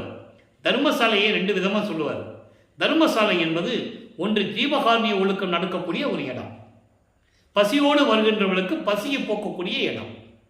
அதே போன்று இன்னொரு சாலை என்பது சுத்த சன்மார்க்க நெறி கொண்டது, அதனுடைய மார்க்கம் சுத்த சன்மார்க்கம். அப்படி இந்த சுத்த சன்மார்க்கத்தை விளக்கி எனக்கு அளித்த இறைவன். சாலை விளக்கும் மருந்து, பசியை போக்கு கொண்டிருக்கின்ற ஜீவகாருண்ய ஒழுக்கத்தை கொடுத்ததும் இறைவன். பசி, பிணி, தாகம், இச்சை, எளிமை, பயம், கொலை, இது பசியும் கொலையும் பரஜீவகாருண்யம். மீதி எல்லாம் அபரஜீவகாருண்யம் சொல்றாங்க பிள்ளைப்பெருமானவர்கள். அந்த விளக்கத்தை தான் நம்ம பின்னால் பார்க்க போறோம். இங்க சாலை அளிக்கும் மருந்து என்பது சுத்த சன்மார்க்க நெறிகளை எனக்கு விளக்கி காட்டக்கூடிய இறைவன் அருட்பெருஞ்சோதி ஆண்டவர். அடுத்து சொல்லிட்டாரு, சுத்த சமரச சன்மார்க்க சங்க மருந்து. சுத்த சன்மார்க்க சங்கத்தின் தலைவன் யார்? அருட்பெருஞ்சோதி ஆண்டவர். மகனிடம் கொடுத்து செயலாற்றுக என்று கூறுகிறார். இவர் சுத்த சன்மார்க்கத்தை உலக மக்களிடம் சொல்லி உலக மக்களை எல்லாம் சேர்த்து கொண்டிருக்கிறார். சுத்த சன்மார்க்கத்தின் சுத்த நெறிகளை, அதான் சாலை விளக்கும் மருந்து. எவ்வளவு அற்புதமான விளக்கம் பாருங்க. இதெல்லாம் சுத்த சன்மார்க்க நெறியில் இருந்தால்தான், இறைவனுடைய தயவும் கருணையும் கிடைத்தால்தான் இதுக்கெல்லாம் விளக்கம் சொல்ல முடியும். சாலை விளக்கம் மருந்துன்னா எப்படி சொல்ல முடியும் மற்றவங்களால்? சொல்லுங்க பார்ப்போம். ஆக இப்படியெல்லாம் இருக்கின்ற இறைவன் அருட்பெருஞ்சோதி ஆண்டவர். இப்போ பாருங்க, 147வது பதிகம் அனுபவ மாலையிலே 80வது பாடல். இந்த பாடலுடைய விளக்கம் பாருங்க. அதாவது பார்க்கிறவங்களுக்கு ஏதோ ஒரு பாடல் மாதிரி தான் தெரியும், ஆனால் விளக்கம் பாருங்க. முதல்ல இவர் தன்னை மனைவியாகவும் இறைவனை கணவனாகவும், தன்னை தலைவியாகவும் இறைவனை தலைவனாகவும் அந்த நிலையில் இருந்து கொண்டு தோழியிடம் சொல்லுவது போல, தோழி என்பது உள்ளம், இந்த உள்ளத்திடம் சொல்லுவது போல உலக மக்களுக்கு சொல்றார். நல்ல முதல்ல இந்த பாடலை சொல்லிடுறேன், அப்புறம் உங்களுக்கு விளக்கம் சொல்றேன். உலக மக்களுக்கு எப்படி அந்த விளக்கம் சரியாக இருக்கும்? நாடுகின்ற பல கோடி அண்ட பகிரண்ட நாட்டார்கள் யாவரும் அந்நாட்டாண்மை வேண்டி நீடுகின்ற தேவர் என்றும் மூர்த்திகள் தாம் என்றும் நித்தியர்கள் என்றும் அங்கே நிலைத்தது எல்லாம் மன்றில் ஆடுகின்ற திருவடிக்கே தங்கள் தங்கள் தருத்துக்கான வகை சொல்மாலை அணிந்ததனால் அன்றோ பாடுகின்ற என்னுடைய பாட்டெல்லாம் பொன்னம்பல பாட்டே, திரு சிற்றம்பல பாட்டே தோழி. இந்த பாட்டில் என்ன சொல்றாருன்னா, இந்த அண்டங்களையும் பகிரண்டங்களையும் படைத்த இறைவனுடைய நிலை எப்படின்னா, அங்கே இருந்தவர்கள் தேவர்கள், நாட்டார்கள் யாவரும், தேவர்களும் அவங்கெல்லாம் எப்படியாவது ஆள வேண்டும், அதிகாரத்தை பெற வேண்டும் என்று சொல்லி நாட்டாண்மை வேண்டி எப்படியாவது அருளாட்சியை வாங்கி எப்படியாவது ஆள வேண்டும் என்பதற்காக தங்களை தேவர்கள் என்றும் மூர்த்திகள் என்றும், பிரமன், திருமால், ருத்திரன், மகேஸ்வரன், சதாசிவம் போன்ற மூர்த்திகள் என்றும், நித்தியர்கள் என்றும், நாங்கள் எல்லாம் அழிவில்லாதவர்கள் என்றும், அங்கே நிலைத்தது எல்லாம் மன்றில் ஆடுகின்ற திருவடிக்கே, இப்படியெல்லாம் நினைச்சுக்கிட்டு அங்கே சத்தியஞான சபையிலே திருவிளையாடல் செய்து கொண்டிருக்கின்ற எனது தந்தையின் திருவடிக்கு அவங்களால் முடிந்தளவு பாடல்களை பாடி அந்த அருளை சிறிதளவு பெற்றுக்கொண்டார்கள். அப்படிதான் நடந்தது. அழகா சொல்லுவார், அதை பாடல்ல சொல்லுவார். புத்தன் முதல் பேர் வச்சு சொல்லுவார். புத்தன், அருகர், ருத்திரன், பிரம்மன் மற்றும் திருமால், தேவர்கள் எல்லாரும் இந்த அணுக்கள் எல்லாம் தவம் இருந்து இறைவனை பற்றி பாடி இறைவனிடமிருந்து சிறிது அருளை பெற்றுக்கொண்டு இந்த வையகத்துக்கும் வானகத்துக்கும் மனம் போனபடி தெரிந்தவர்கள் என்று சொல்லுவார். விளையாடான் என்ற சிறுபிள்ளை கூட்டம் என்றோ என்று சொல்லுவார். தேன் முகந்து உண்டவர் போல என்று சொல்லுவார். விளையாட சிறுபிள்ளை கூட்டம் என்பது விளையாடக்கூட தெரியாமல் நிலையில் இருக்கின்றார்களே கை குழந்தை, அந்த நிலையில் இருக்கின்றவர்கள் என்று சொல்லுகிறார். புத்தன் முதல் அனைவருமே தெளிவான பாடல் இருக்கிறது. அதை ஏன் நமக்கு அருளினார்கள் என்பதை நீங்கள் புரிந்து கொள்ள வேண்டும். உலக மக்களுக்கு தெரிய வேண்டும் மற்றவர்களுடைய நிலையை பற்றி. எல்லாம் நடந்தது உண்மை, பிரபஞ்சத்தில் யாரும் மறுக்க முடியாது. புத்தன் வந்தது, ஜீசஸ் வந்தது, நபிகள் நாயகம் வந்தது, சமரச குறவர்கள் வந்தது, சமய குறவர்கள் வந்தது, எல்லாருமே வந்தது உண்மைதான். அவர்களுடைய நிலையை கூறுகிறார். அவர்களால் இப்படி இருந்தவர்கள், தவம் இருந்து, அந்த அணுக்கள் தவம் இருந்து இறைவனுடைய அருளை பெற்றவர்கள். நான் அப்படி அல்ல. அங்கதான் விஷயமே இருக்குது. அதனால்தான் இந்த உண்மையை மக்களிடம் யாரும் சொல்லலை. நான் அப்படி அல்ல.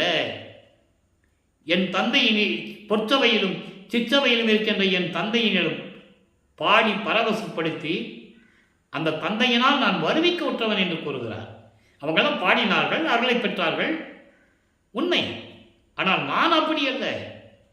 அவர்கள் நாட்டை ஆள வேண்டும், அருளாட்சி செய்ய வேண்டும் என்ற நோக்கத்தில் சுயநலத்திற்காக தவம் இருந்தவர்கள், அருளை பெற்றவர்கள். அதான் இங்கே சொல்றாரு, நாட்டார்கள் யாவரும் அந்நாட்டாண்மை வேண்டி நீடுகின்ற தேவர் என்றும் மூர்த்திகள் என்றும் நித்தியர்கள் என்றும், நித்தியர்கள்னா நாங்கள் அழிவில்லாதவர்கள் என்றும், அங்கே நிலைத்தது எல்லாம். இதெல்லாம் எப்படி கிடைத்தது அவங்களுக்கு? மன்றில் ஆடுகின்ற திருவடிக்கு. அங்கே சத்தியஞான சபையிலே திருவிளையாடல் செய்து கொண்டு அருளாடலம் செய்து கொண்டிருக்கின்ற என் தந்தையினுடைய திருவடிக்கு தங்கள் தங்கள் கருத்துக்கு ஏற்றபடி, தங்கள் தங்கள் தரத்துக்கான, தங்கள் தன்னுடைய தன்மையை பொறுத்து தரத்துக்கு ஏற்றபடி பாடல்களை பாடி பெற்றார்கள். பாடல்களை பாடி பெற்றார்கள். நான் அப்படி அல்ல சொல்றாரே, நான் அப்படி அல்ல. பாடுகின்ற என்னுடைய பாட்டெல்லாம் பொன்னம்பல பாட்டே, திருச்சிற்றம்பல பாட்டே. பொற்சபையிலும் சிற்றவையிலும் இருக்கின்ற என் தந்தையை பற்றி நான் பாடுவது என்னுடைய வகையே வேறு. நான் வருவிக்க உற்றவன், தந்தையிடமிருந்து நேரடியாக அருளை பெற்றவன். தவம் இருந்தோ ஒரு பாடல சொல்லுவார், மலைக்கடியில் போய் கடலுக்கடியில் போய் ஒரு மரத்துக்கடியில் உட்கார்ந்து புத்து வளர்கிற அளவுக்கு நான் தவம் இருந்து என் தந்தையிடம் பெறவில்லை. நோவாமல் நோன்பு. நோவாமல் நோன்பு எங்கே கிடைக்கும்? சுத்த சன்மார்க்கத்தில்.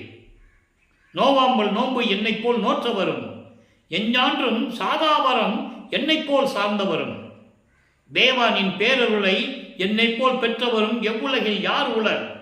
சொல்லு சற்றே அறையின் கேட்கிற தந்தையிடம் கேட்கிறார். இப்படியெல்லாம் இருந்து உன்னுடைய அருளை யாராவது பெற்றிருக்காங்களா? அதை தான் இங்கே சொல்றாரு, நான் பாடுகின்ற என்னுடைய பாட்டெல்லாம் பொன்னம்பல பாட்டே, திருச்சிற்றம்பல பாட்டே.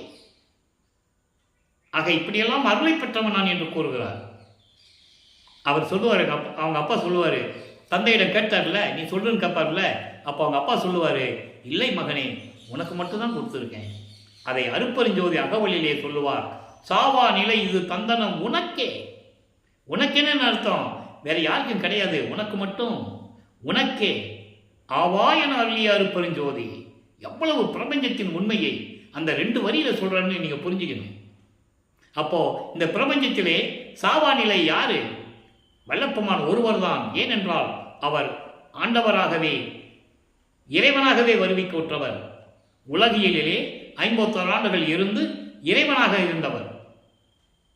அவர் ஒன்று ஓடி போகல, மறைஞ்சிடல, இறைவனானார்னு சொல்லணும். ஆக அப்படிப்பட்ட இறைவன் நமது பிள்ளைப்பெருமானவர் மகனோடு 2 கலந்து கொண்டார் இறைவன். ஆக இந்த பாட்டில் தெளிவாக சொல்றாரு, அவங்கெல்லாம் அரசாட்சி செய்யணும், இந்த நாட்டை ஆளணும் அப்படிங்கிறதுக்காகவே தமம் இருந்து இறைவனிடமிருந்து அருளை பெறுவதற்காக தங்கள் தங்கள் கருத்துக்கு ஏற்றபடி பாடல்களை பாடி பெற்றார்கள் என்று சொல்வார். நீங்க புராணங்களே எங்க காவியங்களே எடுத்துக்காங்களேன், முனிவர்களும் சரி, ரிஷிகளும் சரி, புத்தரும் சரி, எல்லாருமே தவம் தானே இருந்தாங்க.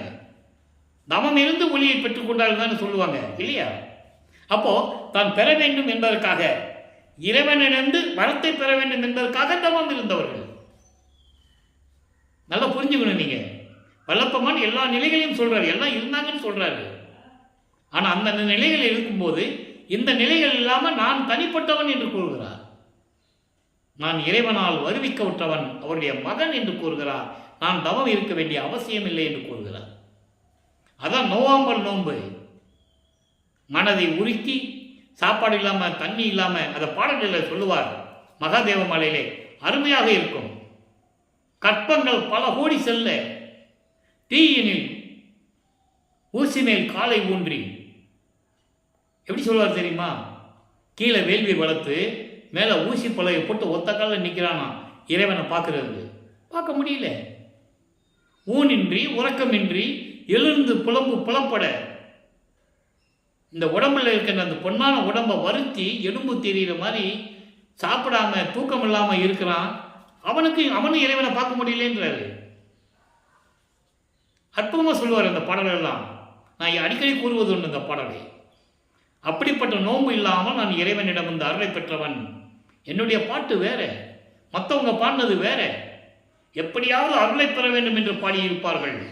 இந்த அருளை எப்படியாவது வாங்கிடணும்னு பாடியிருப்பாங்க. நான் அப்படி இல்லை, நான் இறைவனுடைய மகன் சொல்கிறேன். இதை இப்போ பார்த்தாச்சு, அனுபவமாலே நம்ம பார்த்தாச்சு. இந்த பாட்டுடைய விளக்கம் உங்களுக்கு புரிஞ்சிடுச்சு. அப்போ தேவர்கள் இவங்கெல்லாம் ஏன் தங்கள் கருத்து கேட்டு அப்படி பாடி அருளை பெற்றார்கள் சொல்லியாச்சு. இப்போ இதே நிலையை ஆனந்தருமறையில் 91வது பதிகத்தில் அனுபவ சித்தின்னு ஒரு பதிகம் இருக்கு. அதில் அனுபவ சித்தில் 2வது பாடலில் சொல்லுவார் பாருங்க. நண்பர்களே, ஒவ்வொரு பாடலுக்கும் ஒரு தொடர்பு உண்டு. இப்போ இவர் சொல்லிட்டார்ல, நான் இறைவனிலிருந்து நேராக அருளை பெற்றவன். அதை உலக மக்கள் சொல்றது அனுபவ நிலை என்ற பதியத்தில் சொல்றாரு. இது அனுபவ மாலை. அனுபவ நிலையில ஒரு பாட்டில் சொல்ற பாருங்க. விதித்தனை என்னை நின்றன் மகனாக. அண்டர்லைன், அற்புதமான வரி. விதித்தனை நின்றன் மகனாக, உன்னுடைய மகனாக என்னை படைத்தாய், இந்த பூலோகத்தை வருவிக்க செய்தாய். இங்க வருவிக்கும் முன்னாலே அவர் இறைவன் மகனாக இருக்கிறார். அங்கே அதான் விதித்தாய் என்று சொல்லுகிறார். விதித்தாய் என்பது என்னை படைத்தாய். அப்போ வல்லப்பெருமானவர்கள் பிரம்மனால் படைக்கப்பட்டவர் அல்ல, திருமாலால் காக்கப்பட்டவர் அல்ல. அதை நீங்க நல்லா புரிஞ்சுக்கணும். அதை பாட்டில் சொல்றாரு. இவங்கெல்லாம் எனக்கு ஈடு இணையே கிடையாதுன்னு சொல்லுவார். செத்து பிறக்கும் இந்த தேவர்கள் என் முன் வழியிலர் என்று சொல்லுவார். ஏனென்றால் நான் யாராலையும் படைக்கப்பட்டவன் அல்ல, யாராலையும் காக்கப்பட்டவன் அல்ல. நான் தந்தையால் வருவிக்க உற்றவன். வருவித்த வண்ணமும் நானே, இந்த மாநிலத்தை செய்யும் வண்ணமும் நானே என்று கூறுவார். அதை தான் இங்க சொல்றாரு. விதித்தாய் எந்தனை நின் மகனாக, விதித்து உள்ளத்தே பதித்தனை, என்னை படைச்சிட்டு இவன் என் மகன் என்று உன்னுடைய உள்ளத்தில் வைத்துக் கொண்டாய். அதே நேரத்தில் என் உள்ளத்திலும் வந்து விட்டாய். என் உள்ளத்தே பதிந்தனை. அவ்வளவு அருமையான வரி பாருங்க. மகனாக என்னை படைச்சது மட்டுமில்லாம உன் உள்ளத்துல நிரந்தரமா என்னை வச்சுக்கிட்ட. அதோடு மட்டுமல்ல, என் உள்ளத்திலையும் வந்துட்டேன். என் உள்ளத்தில் பதிந்தனை. அது கருத்து சொல்றது முக்கியமான வரி. ஏன்னா அனுபவ மாலையில் சொல்றாங்கல்ல, பாடுகின்ற என்னுடைய பாட்டு எல்லாம் பொன்னம்பல பாட்டே, திரு சிற்றம்பல பாட்டே. அதை அங்க சொல்றார். அனுபவ நிலையில் சொல்றார் பாருங்க. சிற்றம்பல நடமும் உதித்து ஒளி பொன்னம்பல நடமும் ஒருங்கே எனக்கே கதித்து அழியாமையும் இன்பமும் கைவர காட்டினாயே. அற்புதம், அற்புதமான இடம் இது. அங்கே அனுபவ மாலையில் சொல்றத அனுபவ நிலையிலையும் சொல்றாரு. சிற்றம்பலம் சிற்றபை நடனத்தை எனக்கு காட்டி, பொற்சபை நடனத்தையும் காட்டி, எனக்கு மரணமில்லா பெருவாழ்வையும் கொடுத்து, அழியா நிலையையும் கொடுத்து, எல்லா அருளையும் கொடுத்து, பேரின்பத்தையும் கொடுத்து என் கைவர காட்டினாயே. அப்படியே உள்ளங்கையில் கொடுத்துட்டேன்னு சொல்ற. இவ்வளவு அற்புதமான இடம் பாருங்க. இந்த நிலைகள் எல்லாம் மக்களிடம் சொல்லவில்லை, யாரும் தெரியப்படுத்தவில்லை. காரணம், சமயங்களிலும் மதங்களிலும் மார்க்கங்களிலும் ஜாதிகளின் மேல் பற்று கொண்டிருந்தவர்கள் இருந்ததனால் இதை சொல்லவான் மறைத்து விட்டார்கள் என்பதுதான் சத்தியமான உண்மை. அவர்கள் கூட இருந்தும் சரி, சுற்றி இருந்தவர்களும் சரி, அதன் பிறகு நமது பிள்ளைப்பெருமானவர்கள் இறைவனான பிறகு மேடைகளிலே சொற்பொழிவாற்றியவர்களும் சரி, அவருடைய அருள்நிலைகளை மக்களிடம் தெரியப்படுத்தாதனால் மக்களிடம் அவர் பெயர் நிலைக்கவில்லை. ஒரு வட்டத்துக்குள் நிறுத்தினார்கள். அவர் ஒரு துறவி, எழுத்தாளர், ஆசிரியர், பாடலாசிரியர், புரட்சியாளர், சிந்தனை சிற்பி, இப்படியெல்லாம் சொன்னாங்க. ஆனால் அவருடைய உண்மையான அருள்நிலையை ஏன் வல்லப்பமாக இந்த பூலோகத்திற்கு வருவிக்க விட்டார்? ஏன் ஒரு தாயின் வழியாக வந்தார்? எதற்காக சமயங்களிலும் மதங்களிலும் மக்கள் ஈடுபட்டு கொண்டிருந்தார்? அதுக்கப்புறம் அது ஏன் பொய் என்று சொன்னார்? சுத்த சன்மார்க்கத்தை எப்படி மக்களிடம் சொன்னார்? இதெல்லாம் விளக்கமாக சொல்லணும். அந்த நிலையில் இருந்து கொண்டு இந்த வள்ளலார் ஊழியன் உங்களுக்கு இந்த விளக்கத்தை தந்து கொண்டிருக்கிறேன். எனவே அன்பர்களே, இன்று பார்த்த திருவிழாவுடைய விளக்கம் உங்களுக்கு புரிந்திருக்கும். ஒரு தாயின் வழியாக வருவிக்கு உற்ற நிலையிலிருந்து ஒவ்வொரு 8 ஆண்டுகளிலும் எப்படியெல்லாம் இறைவன் தன் மகனுக்கு அருளை கொடுத்தார் என்ற நிலையை பார்த்து கொண்டிருக்கிறோம். அப்படிப்பட்ட இறைவனை நாம் வணங்க வேண்டாமா? அப்படிப்பட்ட ஒரு புனிதமான சன்மார்க்கத்தில் நாம் இணைய வேண்டாமா? எனவே உலக மக்களே, நீங்கள் எல்லாரும் சுத்த சன்மார்க்கத்தில் இணைந்து, சுத்த சன்மார்க்கம் என்பது வேறு ஒன்றும் இல்லை. அருட்பெருஞ்சோதி ஆண்டவர் சுத்த சன்மார்க்கத்துடைய இறைவன், அருட்பெருஞ்சோதி ஆண்டவர். சுத்த சன்மார்க்கம் என்பது எந்த உயிரையும் கொல்லக்கூடாது, உயிர் இரக்கம் இருக்கணும், ஜீவகாரிய ஒழுக்கத்தில் நம்மளால் முடிந்தளவு இருக்கணும். 2வது, மாமிச உணவுகளை எடுத்துக்கொள்ளக்கூடாது, சைவ நெறியில் இருக்க வேண்டும். ஒரு உயிரை கொன்று அந்த பிணத்தை, அந்த நாறுகின்ற உடம்பை நம்ம உடம்புக்கு உணவாக எடுத்துக்கொள்ளக்கூடாது என்பதுதான் சுத்த சன்மார்க்கத்தின் கொள்கை. இதெல்லாமே இருந்துட்டு நீங்கள் இறைவனை வணங்கி அருட்பெருஞ்சோதி அருட்பெருஞ்சோதி தனிப்பெருங்கண்ணை அருட்பெருஞ்சோதி என்ற மகாமந்திரத்தை சொல்லி இறைவனை வணங்குங்கள். நினைந்து நினைந்து, உணர்ந்து உணர்ந்து, நெகிழ்ந்து நெகிழ்ந்து, அன்பு நிறைந்து நிறைந்து, ஊற்றலும் கண்ணீர் அதனால் உடம்பு நனைந்து நனைந்து. இறைவனை எப்படி கூப்பிட சொன்னாரு? சிவபெருமான் கூப்பிட சொன்னாரா? நடராஜன் கூப்பிட சொன்னாரா? இல்லை. அருளமுதே, நன்னிதியே, ஞான நடத்தரசே, என் உரிமை நாயகனே என்று வணைந்து வணைந்து ஏத்துதனாம் அம்பின். இப்படியெல்லாம் நம்ம வணங்கலாம், இறைவனை போற்றலாம். வாங்க, உலகில் மரணமில்லா பெருவாழ்வில் வாழ்ந்திடலாம் கண்டீர். உலக மக்களே, மரணமில்லா பெருவாழ்வுக்கு இருக்கு. நீங்க வாங்க, வணைந்துரையேன், பொய் புகழேன், சத்தியமே சொல்லுகின்றேன். ஒரு இறைவன் மக்களிடம் சத்தியம் செய்கிறார். இந்த அற்புதம் எங்கேதான் நடக்குமா? நினைச்சு பாருங்களேன். மனிதனுக்கு மனிதன் சத்தியம் செய்வது உண்டு, இறைவன் மக்களுக்காக சத்தியம் செய்கிறார். காரணம், தொன்று சொட்டு இந்த பிரபஞ்சம் தோன்றிய காலத்திலிருந்தே தொன்று சொட்டு மக்கள் அதில் இருந்து கொண்டிருந்தபடியால் அறியாமையில் இருந்து கொண்டிருக்கிறார்கள். சத்தியம் செஞ்சாவது மக்கள் திரும்பி வருவாங்களே, அதான் சொல்றாரு, சத்தியமே சொல்லுகின்றேன். நான் பொய் சொல்லலை, கதை சொல்லலை. உலக மக்களே, பொற்சபையில் சிற்சபையில் புகுந்தரணும் எதுவே. நீங்கள் வாங்க, சபைக்கு வாங்க. நான் இறைவன் அருளால் நான் அங்கே ஒரு சபையை கட்டி வச்சிருக்கேன், வாங்க, சுத்த சன்மார்க்கத்தை இருந்துட்டு வாங்கன்னு சொல்கிறேன். எனவே அன்பர்களே, நீங்களாம் மகாமந்திரத்தை சொல்லி இறைவனை வணங்கி இறைவனுடைய அருளையும் செல்வங்களையெல்லாம் பெற்று இந்த வையகத்தில் நீங்கள் வாழ்வாங்கு வாழ வேண்டும், நோயற்ற வாழ்வில் வாழ வேண்டும், மிகவும் சந்தோஷமாக வாழ வேண்டும் என்று இறைவனுடைய ஆசியோடும் கருணையோடும் தயவோடையும் இந்த வள்ளலார் ஊழியன் வேண்டிக் கொண்டு விடைபெறுகிறேன். மீண்டும் நாளை சந்திப்போம். நன்றி, வணக்கம். அருட்பெருஞ்சோதி அருட்பெருஞ்சோதி தனிப்பெருங்கனை அருட்பெருஞ்சோதி. நாளையும் இறைவனுடைய திருவிளையாடல் தொடரும். கண்டு மகிழ்ந்து இறைவன் அருளை பெற்றுக்கொள்ளுங்கள்.